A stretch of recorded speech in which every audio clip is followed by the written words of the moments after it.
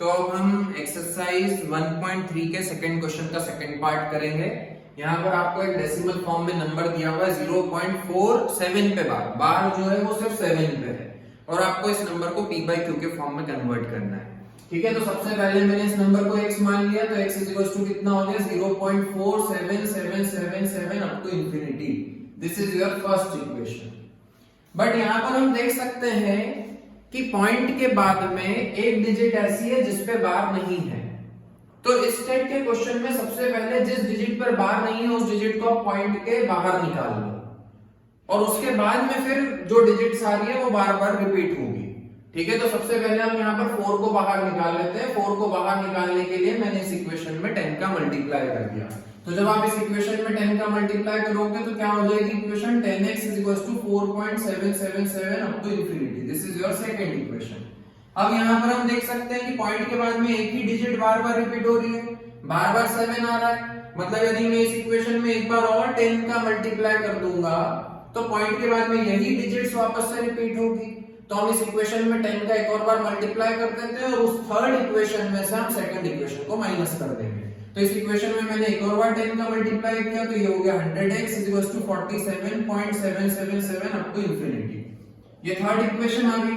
यहाँ पर भी पॉइंट के बाद में जो डिजिट्स आ रही है वही डिजिट्स वहां पर भी आ रही है, तो हम थर्ड इक्वेशन में से सेकंड इक्वेशन को माइनस कर देते हैं। तो जब आप थर्ड इक्वेशन में से सेकंड इक्वेशन को माइनस करोगे तो आपको मिलेगा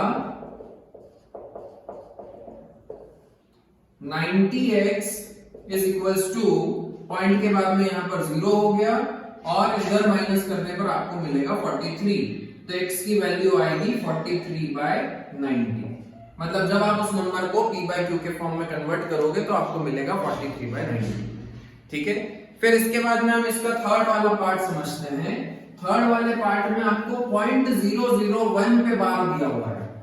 ठीक है, यहाँ पर आपको एक डेसिमल फॉर्म में नंबर दिया है 0.001 और इन तीनों डिजिट्स पर आपको बार दिया हुआ है और आपको इस नंबर को p बाई क्यू के फॉर्म में कन्वर्ट करना है।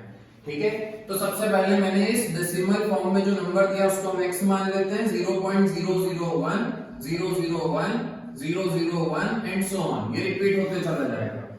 ये हो गई आपकी फर्स्ट इक्वेशन। यहाँ पर हम देख सकते हैं कि पॉइंट के बाद में 3 डिजिट्स बार बार रिपीट हो रही है। मतलब मुझे पॉइंट को कोई ऐसी जगह पर शिफ्ट करना पड़ेगा कि पॉइंट शिफ्ट होने के बाद में वही डिजिट्स बार बार रिपीट हो, ताकि जब हम उस सेकंड इक्वेशन में से फर्स्ट इक्वेशन को माइनस करेंगे तो पॉइंट के बाद में 0 आ जाएगा। ठीक है, तो यहाँ पर मैंने देखा कि 3 डिजिट्स बार बार रिपीट हो रही है, तो मैं इस पॉइंट को यहाँ पर शिफ्ट कर दूंगा 1 के बाद में। और यदि पॉइंट को आपको यहाँ से यहाँ ले जाना है तो आपको इस इक्वेशन में किसका मल्टीप्लाई करना पड़ेगा 1000 का। ठीक है, तो हमने इस इक्वेशन में 1000 का मल्टीप्लाई कर दिया। 1000x इज इक्वल्स टू 1, ये पॉइंट यहाँ शिफ्ट हो जाएगा तो इक्वेशन हो जाएगी 1.001 001 001 and so on. This is your second equation. अब हम फर्स्ट इक्वेशन को सेकंड इक्वेशन में से माइनस कर देंगे। तो जब आप फर्स्ट इक्वेशन को सेकंड इक्वेशन में से माइनस करोगे, सेकंड इक्वेशन है 1000x is equals to 1.001 001 001 and so on. और सेकंड फर्स्ट इक्वेशन है आपकी x is equals to 0.001 001 001 and so on. जब आप यहाँ माइनस करोगे तो यहाँ पर आपको मिलेगा 999x इज इक्वल्स टू 1। बाकी पॉइंट के बाद में माइनस करने पर पूरा 0 हो जाएगा। तो x की वैल्यू आएगी 1/999। जब आप उस नंबर को p बाई क्यू के फॉर्म में कन्वर्ट करोगे तो आपको मिलेगा 1/999। ओके।